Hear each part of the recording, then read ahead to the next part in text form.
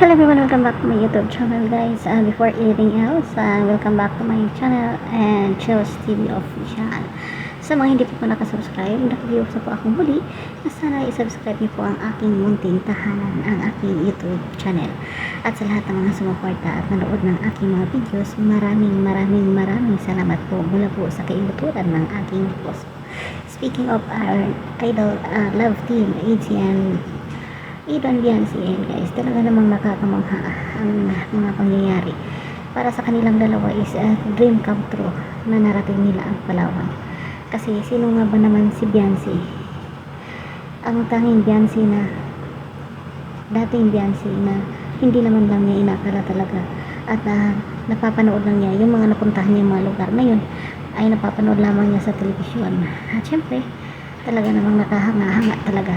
Yan, dito na naman tayo sa ating pagsasalita na bubulol tayo. Siyempre, talagang maluha-luha din ako guys na pinanood si Beyonce kasi mula pa kasi nung pag-start ng Beyonce na diba nung na-discover siya ni Dr. Love naglalabada sila ng kanyang mama para lang may pang-ano sila sa araw-araw nila. Kasi nga yung tatay niya hindi nakapagtrabaho, yung tatay niya mamantay ng kanyang mga kapatid. So isang Beyonce po ang na-scout ni Dr. Love at tingnan mo naman ang mga napangyayari ba. Ako na may inaano ko lang, tinitingnan ko lang yung mga nakaraan ni Beyonce sa ngayon. Di ba ang layo? Talagang binago ng kalingap ang buhay ni Beyonce.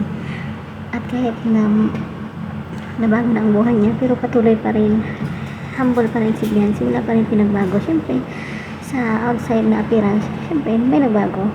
At mas lalo siyang gumanda. At siyempre, yung ugali naman niya is nandyan pa rin. Kaya maraming nagmamahal sa kanya.